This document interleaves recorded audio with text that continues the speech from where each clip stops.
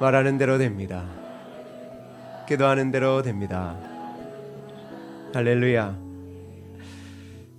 오늘 지난주에 이어 스펙이 아닌 스토리로 승부하라는 제목으로 하나님의 말씀을 좀 계속 살펴보도록 하겠습니다.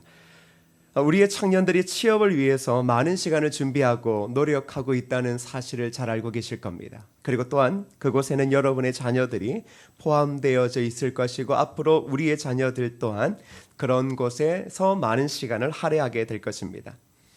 그렇다면 각 회사의 인사 채용 담당자들은 과연 취업을 열정적으로 준비하고 있는 자들을 위해 어떤 생각을 할까요? 그걸 한번 살펴볼 필요가 있죠. 연말 채용이 끝난 인사 담당자들의 얘기를 종합해 보면 이런 이야기들을 합니다. 아직도 회사가 원하는 자격 요건이 무엇인지 모르는 지원자가 많다는 겁니다. 회사가 요구하고 있는, 회사가 원하고 있는 자격 요건이 무엇인지 모르는 지원자가 많다. 그러다 보니 대다수 지원자가 준비하는 것이 무엇이냐 그러면 여러분 잘 들어보세요. 출신 학교. 가장 1번이 우리나라에서 무엇입니까? 출신 학교. 두 번째, 학점. 그 다음에요, 토익. 그리고 영어 회화, 동아리 활동, 해외 연수, 제2 외국어. 이것을 한 단어로 뭐라 그럽니까? 스펙. 우리의 모든 청년들이, 그리고 그런 청년들을 바라보는 부모님들이, 우리의 자녀들은 이러한 스펙을 가져야 한다. 근데 여러분, 순서를 잘 생각해 보세요. 출신 학교, 학점, 토익, 영어 회화, 동아리 쭉. 첫 번째가 뭐죠? 다시 말하면 출신 학교에서 서열이 떨어지면 학점 토익은 큰 의미가 없는 것 같지 않습니까? 그럼에도 불구하고 우리의 젊은이들은 어떤 이유에서인지 각자의 이유를 따라 스펙 쌓기에 한창입니다. 그런데 문제는 그렇게 쌓은 스펙이 이제 오히려 더 큰 문제를 가지고 오더라는 겁니다. 왜냐 그러면 동일한 스펙입니다. 만일 출신 학교가 똑같다, 학점도 비슷하다, 토익도 비슷하다, 영어 회화, 동아리 활동 이 모든 것들을 다 했다. 이러한 스펙, 우리가 이야기하고 있는 스펙을 고루 갖춘 사람들 중에서 과연 사람을 뽑을 수 있을까라는 생각이 듭니다. 그리고 이러한 스펙을 가진 사람들을 회사 담당자들이 채용했을 때 그 회사가 그 사람에게 기대하는 결과치를 이루어내었냐라고 생각할 때 모두가 다 100%라고 이야기는 하기 어려울 겁니다. 스펙이 아무리 좋아도 스펙과 다른 원래 일하는 직무 능력이 떨어지는 사람도 있었을 것입니다. 그래서 회사마다 이제는 무엇을 하냐 그러면 무스펙 전형을 도입합니다. 이제 스펙으로 사람을 못 믿겠다라는 겁니다. 출신 학교로 그의 토익과 학점으로 그의 동아리 활동 외 제2 외국어 이런 것들로 이제 사람 못 믿겠다라고 이야기를 하고 있습니다. 그래서 무엇을 합니까? 스펙 안 보고 사람 보겠다. 그 사람의 역량을 보겠다. 그래서 무스펙 전형을 도입하는 회사들이 늘어나고 있습니다.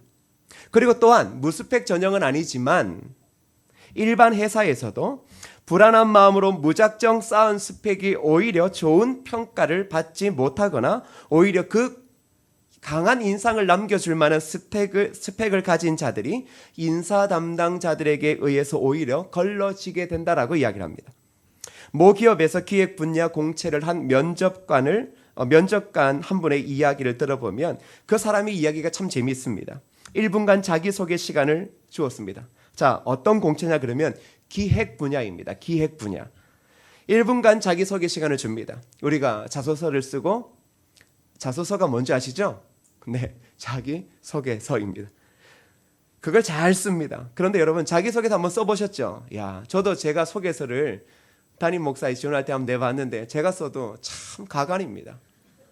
엄청나게 자신을 부풀리는데 대부분 우리 자녀도 그렇겠죠. 1분간 자기소개 시간을 주자 상당수 지원자들에게 있어서 나타나는 이 공통되어진 현상이 있다는 겁니다. 자, 먼저 외국 유학 또는 어학 연수로 쌓은 영어 실력을 이야기하더라는 겁니다. 영어로 이야기를 하죠. 이게 뭘 이야기하는 겁니까? 글로벌 인재. 도대체 언제부터 글로벌 인재가 영어를 잘한다라고 해서 글로벌 인재가 되었을까요? 과연 영어 때문에 글로벌 인재를 양육할까요? 그런데 그 자기소개에서 그렇게 이야기를 합니다. 그래서 가끔 TV에 보더라도 영어 불어를 아주 거창하게 합니다. 그리고 이렇게 말하죠. 저는 이 모든 것들을 통해 이 회사가 추구하는 모든 곳에서 글로벌 인재로서의 자질을 준비하고 있습니다.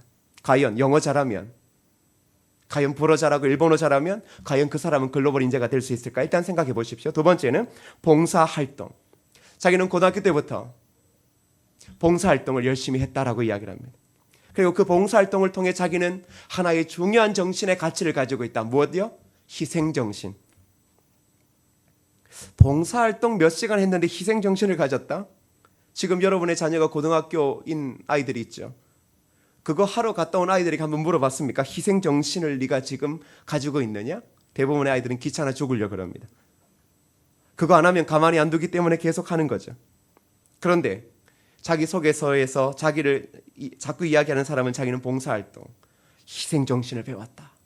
그리고 또 이렇게 말합니다. 동아리 활동. 동아리 활동을 언급하면서 자신은 그 동아리 활동을 통하여 리더십을 길렀다.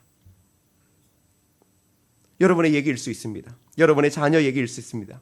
그러면서 자기는 긍정적이다. 그리고 자기는 도전적이다. 자기는 절대 포기하지 않는다. 그런 피상적인 단어를 통해 자신을 소개하고 있다는 것. 저도 이걸 읽으면서 웃었습니다. 저도 담임 목사 지원서를 내고 부교육자를 옮겨갈 때 자기소개서에 이런 것을 적었는 것 같습니다. 리더십을 가지고 있다.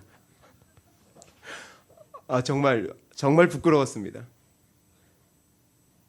실질적으로 내 모습과 다른 것들을, 스펙이라고 하는 것들을 잘 구색을 맞춰놓고 그것을 가지고 내가 그런 사람이다라고 이야기를 하지만 실제로 우리의 본자질은 우리가 쌓은 스펙과 상관없이 너무나 다른 면모를 가지고 있다라는 겁니다. 그런데 지금 어떤 분야에 사람을 뽑는다고요? 기획 분야에. 기획 분야의 지원자들임에도 불구하고 기획에 관련되어진 역량과 관련해서 직무에 대한 언급, 그리고 관련 경험을 통한 역량, 회사 현안에 대해서 얘기하는 사람이 거의 없었다라는 겁니다. 그러면서 그 면접관이 취준생들에게 일상의 경험을 통해 자신만의 스토리를 만들어 가야 한다라고 그렇게 조언하더라는 거죠. 그래서 먼저 경험적인 증거를 만들라고 충고합니다. 이 과제를 해결하려면 아르바이트를 하더라도 자신이 하고자 하는 업무와 관련된 일을 선택함으로 맞춤형 채용을 하려는 회사의 전략에 맞게 준비를 하라는 겁니다. 그리고 또 한 가지는 스토리를 반영하는 것인데, 자, 식품 대기업 인사 담당 임원과의 면담에서 들은 독특한 한 지원자의 이야기를 그가 이렇게 합니다. 이 식품 회사에 한 신입 지원자가 있었는데 이 지원자가 해외여행을 다녀왔다고 합니다. 그런데 좀 특이했던 것은 음식이라고 하는 것을 여행의 테마로 삼아서 각 지역의 음식의 특색, 그리고 향, 그리고 분위기 등을 기억했다가 자신만의 이야기로 풀어놓아서 좋은 평가를 받았다라는 것입니다. 사람들은 각자가 인생에서 무엇인가 성공이라는 걸 쫓기 위해서 그 성공에 따른 스펙이 매우 중요하다라고 이야기를 합니다. 근데 이 스펙을 자꾸 이야기하다 보니까 어느 순간에는 스펙의 균등화가 이루어졌습니다. 스펙의 평균화가 이루어졌습니다. 그러니 이제는 스펙으로 사람을 뽑기 어려워졌습니다. 그리고 스펙을 통하여 그 스펙이 그 사람의 진짜 모습인 줄 알았는데 실질적으로는 스펙과 다른 연약함의 모습들을 사람들이 얼마나 많이 가지고 있는지를 점점점 알게 되어진 것입니다. 그럼에도 불구하고 사람들은 이 스펙 때문에 불안해서 끊임없이 스펙을 쌓으려고 하고 있다라는 것입니다. 그러면서도 뭐라고 생각합니까? 스펙을 어떻게 쌓느냐에 따라 우리의 인생이 결정된다라고 믿고 있습니다. 자, 우리의 인생이 결정되는데 무엇 때문에 결정된다? 스펙 때문에 결정된다. 아니요. 세상은 그렇게 쉽지 않습니다. 하물며 대기업도 그렇습니다. 스펙을 보고 사람을 믿지 않는다라는 겁니다. 그런데 우리는 무엇을 믿습니까? 무엇을 가르칩니까? 아이들에게, 우리의 젊은이들에게 스펙이 너의 인생을 결정할 것이다. 너의 미래를 결정할 것이다. 이렇게 가르칩니다. 그래서 불안해하니까 청년들이 끊임없이 시간과 돈을 투자해서 스펙을 쌓으려고 합니다. 그런데 실질적으로 세상의 스펙의 기준에 부합하여 성공적인 인생이라고 자부할 만한 삶을 살아가는 사람들이 얼마나 될까요?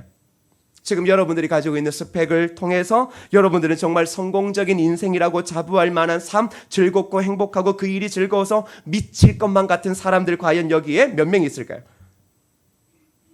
우리는 대부분 세상적인 누군가 만들어 놓은 성공 기준에 자꾸 내 자신을 집어넣습니다. 가장 위험한 거예요.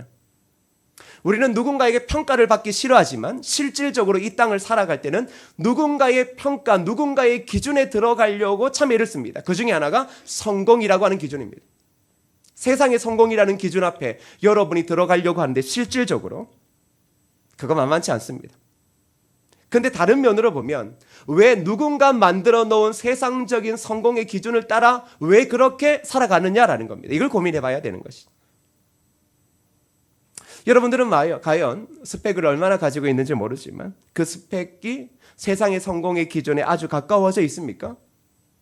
가깝다라고 할 때 실질적으로 그 가까움에 들어가 보면 결국은 그 가까움 속에는 엄청난 갭이 있다는 사실을 압니다.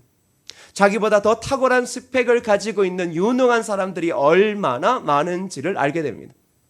서울대라고 똑같은 서울대가 아니겠죠. 대기업이라고 똑같은 대기업이 아니겠죠. 대기업의 사원이라고 똑같은 대기업의 사원이 아니겠죠. 세상은 그 기준으로 돌아갑니다. 이유야 어찌 되었든 간에, 목사가 어떻게 설교하든 간에 세상은 그 성공이라고 하는 누군가 기준에 맞추어 계속 스펙을 쌓고 스펙하면서 그 스펙을 통하여 내 인생의 부와 성공이 결정된다라고 믿고 있습니다. 자, 그렇다면 그것은 세상적 기준이라면 이제 저와 여러분들은 그리스도인으로서 우리의 삶을 성공적이라고 지칭할 때, 자, 성공이라는 단어가 과연 교회에서 맞느냐 안 맞느냐라는 것은 참 많이 고민해 봐야 됩니다. 그런데 교회 안에서도 이 성공, 그리스도인으로서의 성공을 세상의 기준과 다르지 않다라는 겁니다. 그러니까 세상의 성공이 교회의 성공이다. 이런 식의 논리가 교회에 자꾸 들어오면 어떤 일이 벌어집니까? 하나님을 믿는 것은 세상에서 안 믿는 사람들보다 성공하기 위해서다. 근데 여러분 생각 잘못하셨어요. 그럴 것 같으면 예수를 안 믿고 그냥 성공하셔야 돼요. 똑같은 성공의 기준이라면. 얼마나 부담스럽습니까? 여러분 교회 부담스럽죠? 네? 특별히 제가 되게 많이 부담스럽지 않습니까? 제가 뭘 하라고 이야기를 하면 되게 부담스럽죠? 네, 저도 부담스럽습니다. 엄청 부담스러워요. 자, 그런데 한번 생각해 보세요. 그리스도인으로서 우리의 삶을 성공적이다라고 지칭할 때 과연 그 성공의 기준은 뭐겠습니까? 그리스도인으로서 우리가 스펙을 쌓을 때 우리가 성공할 수 있을까요? 어떤 스펙이요? 세상에서는 얼마나 많은 성공을 이루었느냐가 성공의 기준일 겁니다. 그런데 하나님의 기준에서 성공은, 그리스도인의 바른 삶, 바른 성공은 무엇이겠습니까? 그건 첫 번째가 하나님의 기준에 합한가라는 겁니다. 우리의 삶이 하나님의 기준에 합한 삶을 살아가고 있느냐가 성공의 잣대에 매우 중요한 것이고, 또 한 가지는 무엇입니까? 그런 우리가 하나님에 의해서 사용되고 있느냐라는 겁니다. 가끔 세상에서는 스펙이 정말 좋아 너무 잘 나갑니다. 그런데 교회에서는 정말로 아무것도 안 하기도 합니다. 그런데도 성공이라고 이야기할 수 있습니다. 왜? 모든 기준이, 하물며 종교의 기준 또한 세상의 성공의 가치 기준에 있기 때문입니다. 자, 그런데 과연 그리스도인은 그런 삶일까? 스펙을 통하여 만족함을 누리고 행복함을 누릴 수 있는 삶인가? 자, 그런 것들이 되어질 때 하나님이 우리를 쓰시는가? 그래서 우리는 지금 다윗을 통해 스펙과 스토리를 살펴보고 있습니다. 자, 지난주 말씀을 한번 떠올려 보실까요? 다윗은 그의 형제들 사이에서 가장 스펙이 약한 자였습니다. 아니, 스펙 없는 사람이었습니다. 아버지에게 그리고 형들에게도 무시당했습니다. 그런데 하나님께서 누구를 택하십니까? 아무것도 가지지 않은 그를 택하셨습니다. 그게 하나님의 방법입니다. 택하셨습니까? 기름까지 부으셨습니다.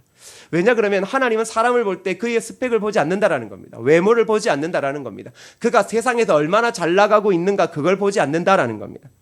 가끔 여러분들이 교회를 오해하실 때, 교회에서도 세상에서 잘 나가는 사람 세운다.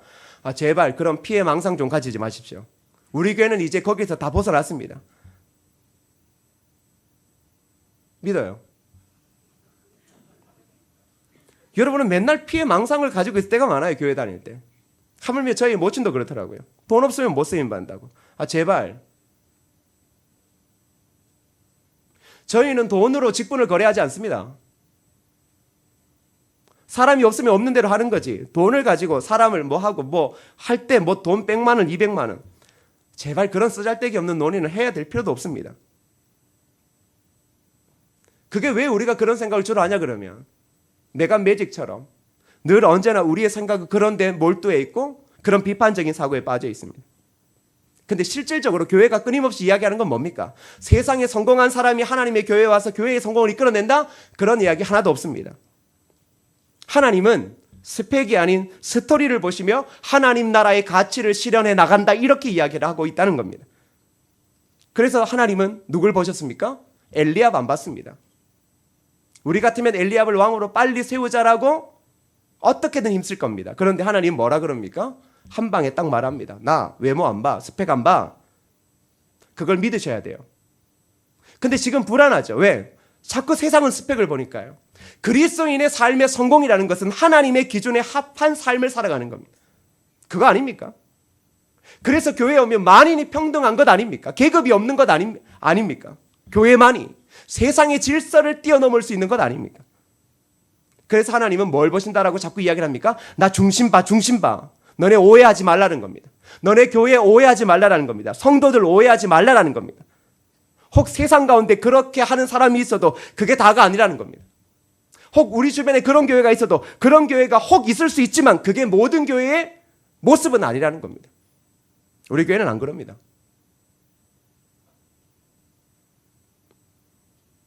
다윗의 중심을 보셨던 이유는 뭡니까? 다윗을 선택하시고 기름 부으셨던 이유는 뭐예요? 첫 번째는 그의 성실함을 보셨다라는 거예요. 매일의 성실함이요. 하나님의 자녀로서 매일의 성실함을 보셨어요. 둘째는 생명의 가치를 존중함이었습니다. 오늘은 세 번째를 보려고 하는데 다윗 스토리 세 번째는 공교한 손입니다. 72절을 함께 읽어보시겠습니다. 72절입니다. 시작. 이에 그가 그들을 자기 마음에 완전함으로 기르고 그의 손에 능숙함으로 그들을 지도하였도다. 자, 지금 오늘 우리가 읽었던 이 구절 중에서 그의 손에 능숙함에 집중 좀 해보십시오.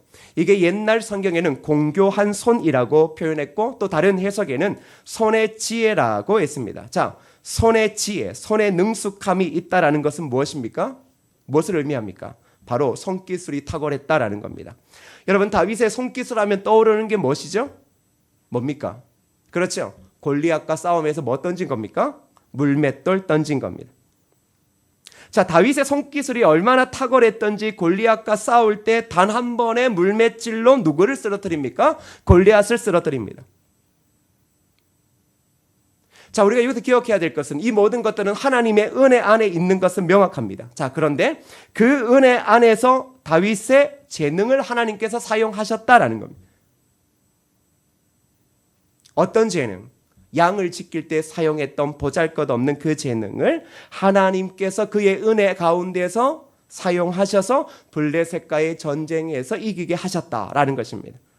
사랑하는 성도 여러분, 손의 기술, 다윗의 손에 있는 기술은 하찮은 겁니다. 별 볼 일 없는 겁니다. 누구나 다 양을 치면 한 번, 한두 번씩은 노력하는 그런 것들입니다. 그런데 우리가 알 수 있는 것은 무엇입니까? 단번에 쓰러뜨린 것이 하나님의 은혜인 것도 사실이지만 또 한 가지는 무엇입니까? 그가 그렇게 단번에 쓰러뜨릴 수 있었던 것은 그가 생명의 가치를 존중하고 생명 하나를 지키기 위해 끊임없이 매일 부단한 노력을 했다라는 사실을 지금 보여주고 있는 겁니다. 그가 그의 사랑하는 양을 얼마나 사랑했든지 그 양을 지키기 위해 그 어린 다윗이 지킬 때부터 끊임없이 매일마다 성실함으로 무엇을 했습니까? 바로 손의 능숙함, 손의 공교함을 길렀다라는 것입니다. 여러분, 매일의 성실함, 생명의 가치, 공교한 손, 이것은 따로 떼어 이야기할 수 있는 것이 아닙니다. 이것은 함께 붙어져 있는 것이겠죠. 다윗은 생명의 가치를 존중했습니다. 양의 가치를 존중했습니다. 어린 양 하나의 가치를 매우 존중했기에 그는 끊임없이 그 양을 지키기 위해 매일마다 성실함으로 부단한 노력을 했습니다. 하나님은 바로 그 재능을 보신 겁니다. 그런데 그 재능은 단순한 재능이 아닙니다. 생명의 가치를 지키기 위한 재능이고 매일의 성실함에 자신에게 주어진 직분을 감당하기 위한 노력이었다라는 사실입니다. 그때 하나님은 그의 손의 지혜를 낭비하지 않으셨다라는 겁니다. 얼마나 단순합니까? 양을 지키기 위해 단순해 보이는 그것, 재능도 아닌 그것을 하나님께서는 이스라엘을 구원하시는 일에 사용하셨고 결국 그 다윗의 삶의 스토리를 보시고 하나님은 그에게 기름을 부으셔서 이스라엘의 왕으로 삼으셨던 것입니다. 시편에서 공교한 손이라는 것은 바로 지혜와 관련되어져 있습니다. 즉 지혜와 권능 또는 이를 실천하는 도구, 능력을 연계시킴으로 이 공교한 손의 지혜를 의미하고 있습니다. 자, 손에 일을 실천하는 지혜가 있다. 이게 무슨 의미겠습니까? 우리의 손에 일을 실천하는 지혜가 있다. 그것이 다윗에게 있다. 무슨 말입니까? 바로 그것은 하나님께서 자신을 왕으로 세우신 목적에 부합되게 지혜롭고 정직한 통치를 구현했다라는 겁니다. 그게 중요한 겁니다. 세우신 목적에 따라 그 목적에 부합하게 지혜롭게 자신의 손을 사용했다. 다윗은 세우신 목적에 따라 그의 양을 지키기 위해 그것을 정직한 도구로 사용했습니다. 바로 그런 삶의 스토리를 보셨을 때 하나님은 이 다윗이 왕이 되어졌을 때 바로 그의 손의 지혜를 가지고 폭군이 되어지거나 난폭한 사람이 되어져서 자신이 하나님인 것처럼 살아갈 만한 이 땅의 수많은 왕들과는 다름을 하시고 결국 그의 삶의 기름을 부으셨던 것입니다. 다윗은 양을 칠 때부터 자신의 위치와 목적을 분명하게 알았습니다. 그래서 그의 재능을 부단히 노력했고 개발했습니다. 자신의 손에 양의 생명이 달린 것을 알았기에 그의 손은 날마다 공교함이 더해졌습니다.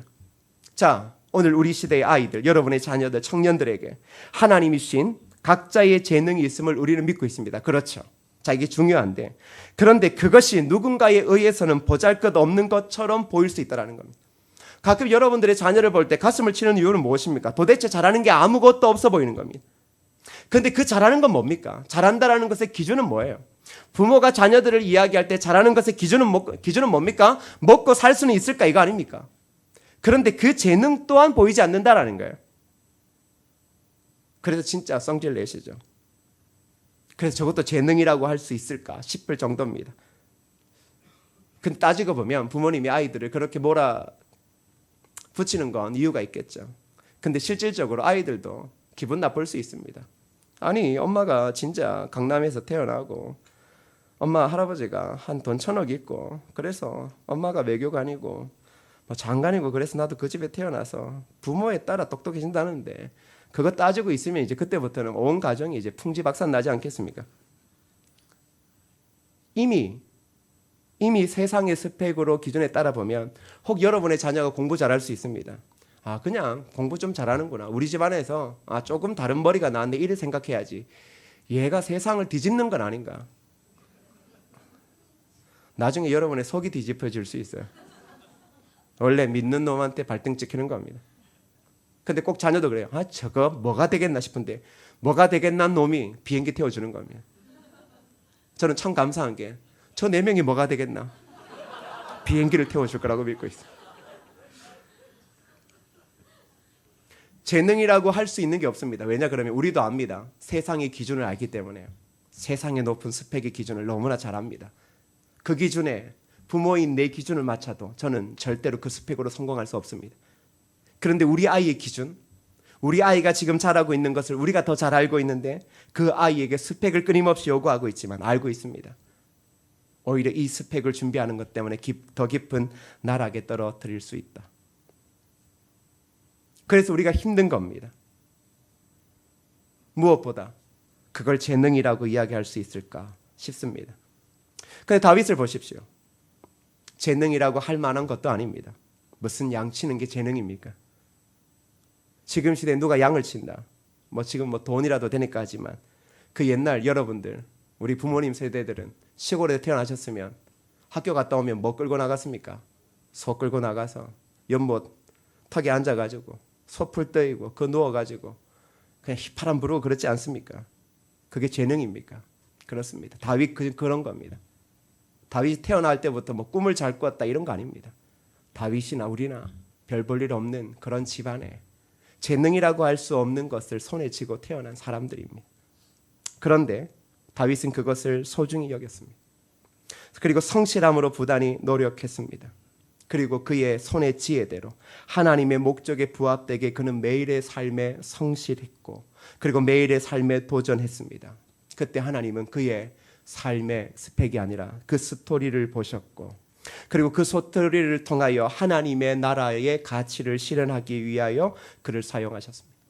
오늘 저와 여러분, 우리 교회나 여러분의 자녀 똑같습니다.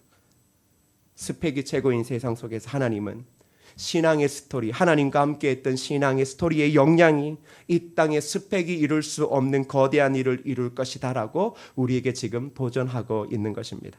사사삼가를 기억하십니까? 그는 이스라엘을 구원했는데 다윗과 다르지 않습니다. 무엇으로 구원했습니까? 소모는 막대기. 이게 말이 됩니까? 총을 든 것도 아닙니다. 전쟁에 맞는 몸매나 전술을 가진 것도 아닙니다. 소모는 막대기. 세상에서 하나님을 위해서 전혀 쓰일 수 없는 누추하고 초라한 것, 그런 것이라고 생각하는 것을 하나님께서 사용하셔서 그를 한 시대 이스라엘을 구원하기 위한 도구로 삼으셨다라는 겁니다. 중요한 것은 무엇인가? 저는 여러분에게 스펙을 쌓지 말라 그런 얘기를 하는 것도 아닙니다.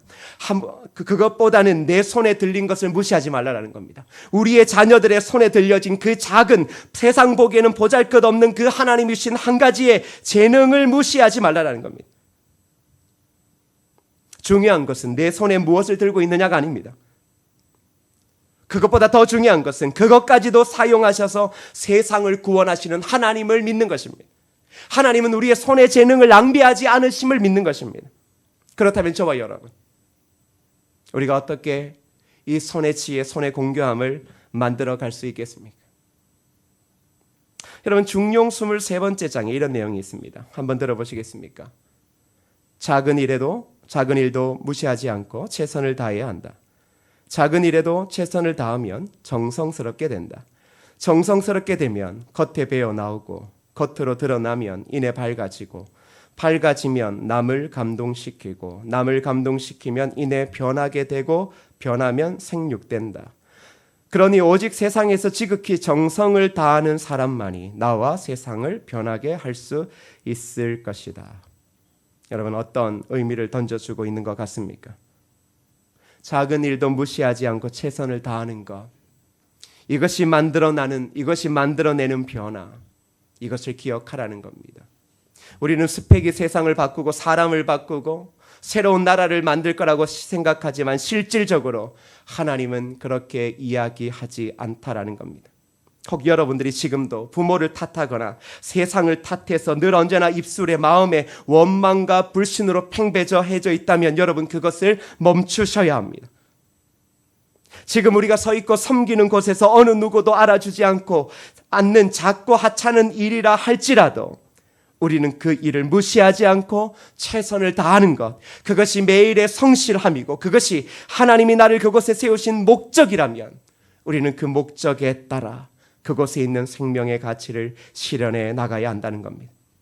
만일 우리가 가지고 있는 지금 그 일, 그리고 할 수 있는 일이 그거라서 그 회사에 들어가 있다면 여러분, 만일 그것만이 하나님께서 저와 여러분에게 주신 단 하나의 재능이라도 할지라도 여러분은 그 속에서 하나님의 은혜를 믿고 하나님께서 우리의 스토리를 보시며 사용하심을 믿고 그 작은 일에 최선을 다해야 하는 것입니다. 우리 손에 들려진 것이 소모는 막대기와 같이 하찮은 것일지 모릅니다. 그저 양이나 지킬 수 있는 물매일 수 있습니다. 그러나 그것을 주신 하나님의 은혜 목적을 기억하며 늘 성실함으로 최선을 다한다면 하나님은 그 약한 것을 통해 한 시대를 구원하시고 세상을 변하게 하실 것을 믿으시기를 바랍니다. 스펙을 쌓으며 끊임없이 타인과 자신을 비교하며 절망하는 것, 이제 그리스도인이라면 멈추십시오. 혹 세상이 여러분을 알아주지 않는다고 힘들어 하시지만 그것조차도 이제 힘들어 하시는 자리에서 내려오십시오. 왜? 여러분은 하나님 앞에서 서 있는 자들이고, 그리고 하나님은 우리의 인생을 성공적으로 이끄시는데 그것은 스펙 때문이 아니라 우리가 하나님을 의지하고 있는 그 삶의 스토리 때문일 것입니다. 오늘 하나님은 저와 여러분의 손에 들려진 그 작은 물매, 작은 소모는 막대기와 같이 보잘것없는, 세상에서 아무런 효력을 발할 수 없는 그것을 지켜보고 계시고, 그리고 그것을 아낌없이 사용하기를 원하고 있다라는 겁니다. 저와 여러분, 그리스도를 따르고 있는 겁니다. 우리는 예수 믿어 세상에서 한번 잘 살아보자, 그러려고 예수 믿고 있는 것 아닙니다.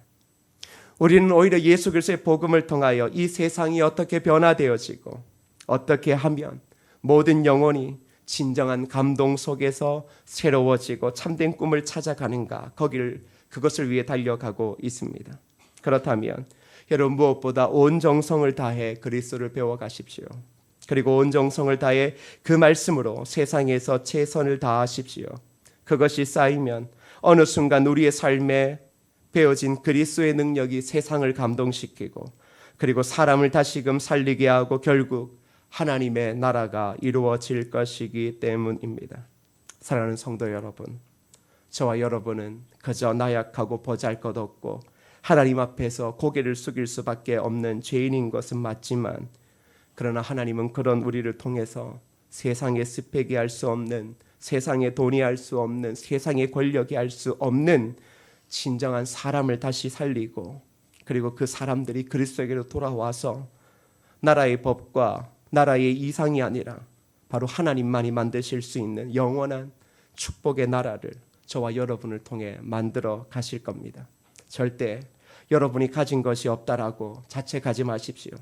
여러분의 대학 학벌이 작다라고 해서 여러분 보잘것없다 생각하지 마십시오. 하물며 여러분의 자녀의 손에 들려진 그 학벌, 그 스펙, 그 영어 능력, 그것 또한 아무것도 없다 할지라도 이 아이가 아무런 소망 없이 살 것이다 염려하며 자책하지 마십시오. 하나님은 그 어린 영혼이 아무것도 없을지라도 그저 하나님을 의지하고 하나님의 뜻을 쫓아 매일의 삶에서, 자신의 삶의 자리에서 성실함으로 부단히 최선을 다하며 정성을 다하고 하나님의 뜻 가운데 있다면, 하나님은 그 아이를 주목하시고 결국 그 아이에게 기름 부으셔서 한 시대, 스펙을 자랑하는 이 시대 가운데 스펙을 뛰어넘는 위대한 일을 만들어 가실 것입니다. 그 하나님을 믿고 저와 여러분 얼굴을 활짝 펴시고 옆에 보세요. 제발 좀, 맨날 힘든 건 맞는데 그래도 하나님 믿고 얼굴을 좀 활짝 펴시고 그 하나님을 의지하며 달려가십시오. 하나님은 그렇게 시대의 역사를 이끌어왔고 시대를 구원해냈고, 그리고 시대 가운데 복음이 얼마나 능력 있는가, 그 가치를 결국은 그런 그리스도인들을 통해 하나님은 분명히 드러내셨고, 그리고 이 대한민국에도 저와 여러분, 우리 교회 공동체를 통해 드러내실 것입니다. 그 하나님을 믿고 즐거움으로 또 주어진 시대를 도전하는 저와 여러분 되어지기를 주님의 이름으로 축복합니다. 이 시간 함께 찬양하실 때 우리 이 찬양 부르면 좋겠습니다. 내 주를 가까이 하게 함은 십자가 짐 같은 고생이나 내 일생 소원은 늘 찬송하면서 주께도 나가기 원합니다. 제가 참 가슴이 아프더라고요. 내 주를 가까이 하게 함은 십자가 짐 같은 고생이래요. 주를 가까이 하는데 십자가를 짐 같은 고생이 우리의 삶에 닥쳐온다. 그럼에도 불구하고 뭐예요? 내 일생 소원은 늘 찬송하면서 주께도 나가기 원한다. 이게 뭡니까? 주의 약속을 믿고 그 약속 가운데 나가는 것 아닙니까? 지금 우리는 다른 것에 소망이 있는 게 아니라 주께 나가는 겁니다. 십자가를 짊어지는 듯한 고통이 내 삶에 크게 억누를지라도 여러분 잊지 마세요. 그 고통 속에서 참된 믿음의 보석이 반짝이는 겁니다. 하나님은 그 속에서 결국은 여러분을 더 아름답게 빛을 내게 하셔서 사용하실 겁니다. 제발 여러분 스스로를 보잘것없다 생각하지 마십시오. 여러분의 가정 형편이 꽉 막혀 있다라고 정말 버림받았다 생각하지 마십시오. 아닙니다. 하나님은 지금 여러분 그 마음의 중심을 보고 계시고 그 마음의 중심을 회복하기 위해 일하고 계십니다. 하나님 당신 분명 멋지게 사용하실 겁니다. 세상 사람들이 놀랄 정도로 여러분의 그 위기와 고통과 고난 속에 새로운 꽃을 피우실 겁니다. 그런 마음으로 여러분 더 주님 앞에 나아갑시다. 내가 더 주님 앞에 나아가 하나님의 그 은혜를 누리며 쓰임 받겠다. 그런 마음으로 이 찬양 우리의 신앙으로 한번 그렇게 고백했으면 좋겠습니다. 내 주를 가까이, 내 주를 가까이 하게 함은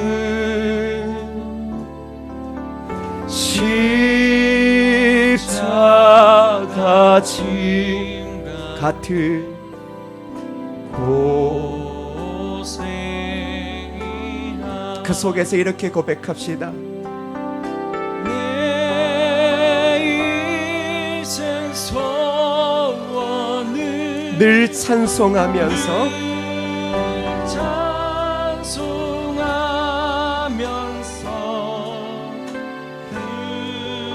그렇게 더 나아가기 원합니다. 내 고생하는 것 옛 야곱이 내 고생하는 것 옛 야곱이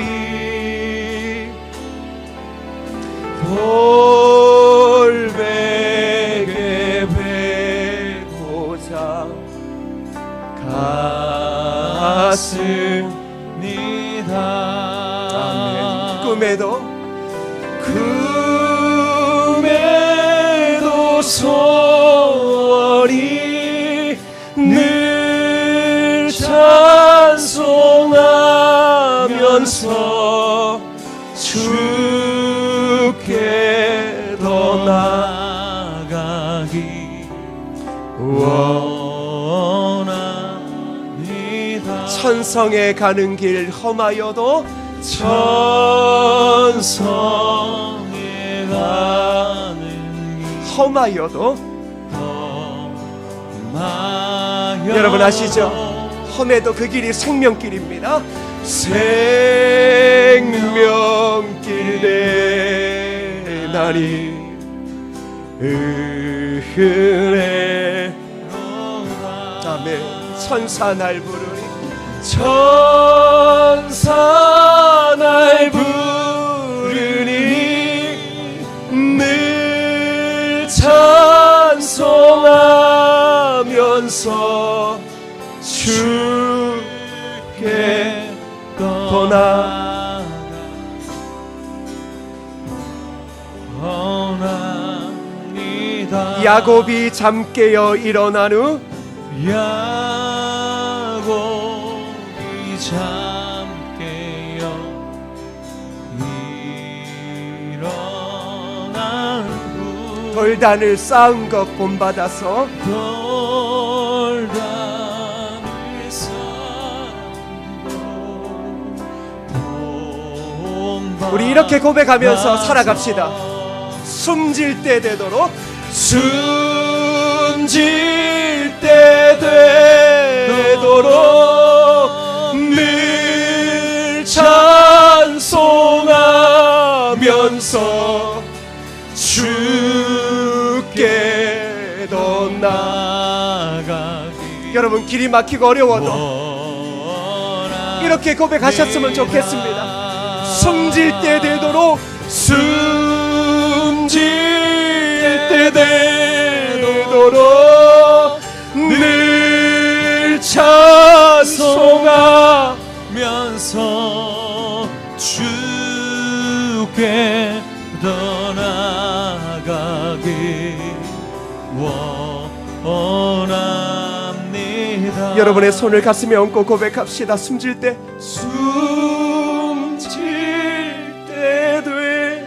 되도록 늘 찬송하면서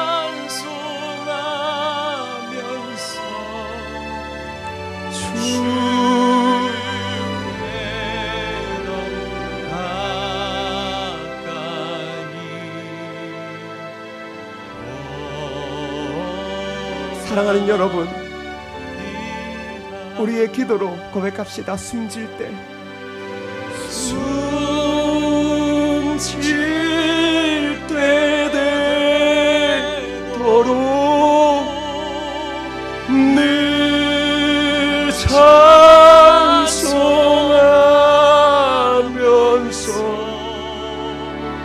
주께 떠나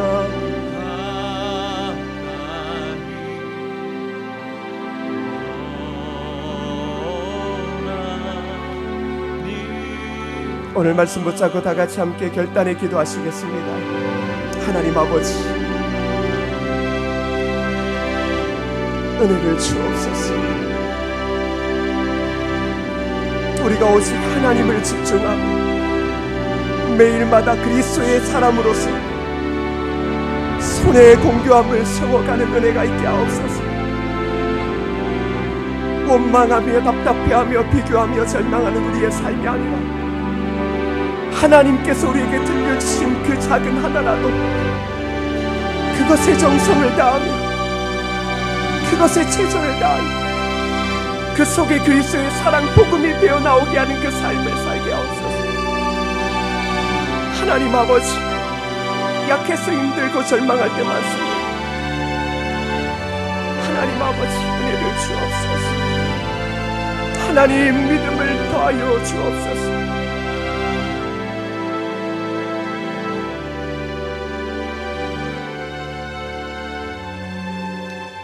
하나님 아버지, 정말로 손에 들고 있는 게 이렇게 없을 수 있을까라는 생각이 듭니다. 나는 괜찮은데 내 사랑하는 자녀들을 보면 그 가슴 아픔이 왜 그리 깊어지는지 다 부모인 우리의 책임 같은 느낌만 듭니다. 더 잘해주고 싶고 더 길을 열어주고 싶은데, 그런데 그렇게 해줄 수 없는 우리의 나약함 때문에 부모나 자녀나 때로는 깊은 절망에 빠져 그렇게 오래도록 슬퍼하며 울 때가 있고, 더불어 이 땅에 삶에서 참 공고한 시간들을 보내고 있으면서 나 같은 것이 무슨 하나님의 사람일까, 이런 나를 어떻게 하나님이 쓰실까라는 자책 가운데 있는 자들도 있습니다. 하나님, 이제 그 자책에서 일어나 그런 연약함 속에서도 우리를 오래도록 사랑하시고 우리를 위로하시고 안으시고 너 괜찮아,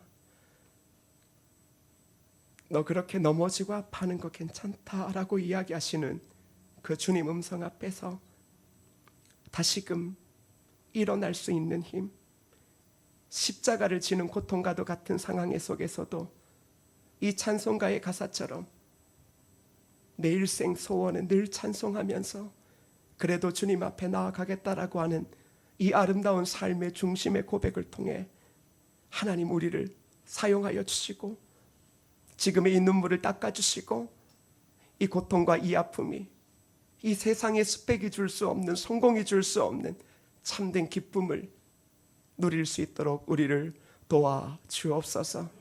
예수님의 이름으로 기도드립니다. 아멘. 우리 다 같이 일어나셔서 이 찬송가 4절 우리 함께 믿음으로 고백하시고 축도로 마치겠습니다.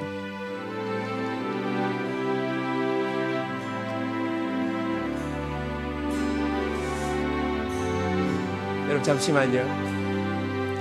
이런 거예요. 야곱이 힘들었거든요. 잠에서 다 깨어났어요. 소망이 없잖아요. 그런데 그가 한 것은 딱 한 가지예요. 돌단을 쌓았다라는 건 하나님만 바라본 거예요. 우리가 그럴 때 많잖아요. 고통 중에 강야에 버림받은 것 같은 느낌 속에서 쪽잠 들다가 잠도 제대로 못 자다가 정신이 번쩍 들었을 때 솔직히 그게 더 무섭잖아요. 차라리 죽었으면. 그런데 야곱이 뭘 보여주냐 그러면 그가 그 고통 가운데 쪽잠을 쳐하다가 탁 깨어난 후에 그가 했던 건 하나님 바라봤던 거예요. 바로 우리도 그렇거든요. 우리의 숨이 언제까지 될지 모르지만 하나님, 고통 중에 잠이 깨더라도 그 아픈 가운데 잠이 깨더라도 야곱이 돌단을 쌓은 것처럼 제가 하나님만 집중합니다. 제가 오늘 곧 숨이 끊어지는 한이 있다 할지라도 늘 주님을 찬송하며 주님 앞에 나아가기 원합니다. 이 마음으로, 그런 우리의 심령으로 이 4절 부르고 우리 축도를 마치겠습니다. 야곱이 잠 깨어 일어난 후 야곱이 잠 깨어 일어난 후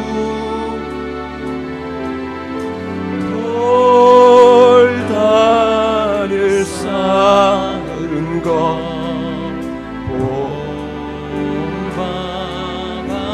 우리 평생 이렇게 고백합시다. 숨질 때 내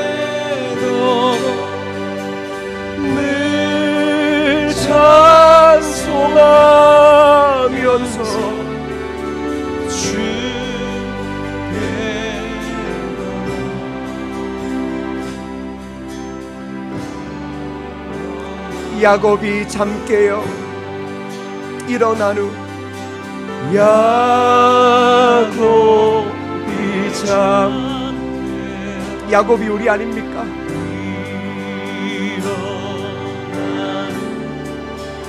고통 중에 일어날 때 옳다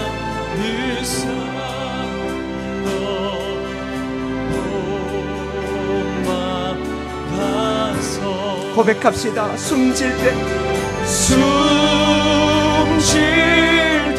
되도록 늘 찬송하면서 주께 돌아가니 믿음으로 고백합니다.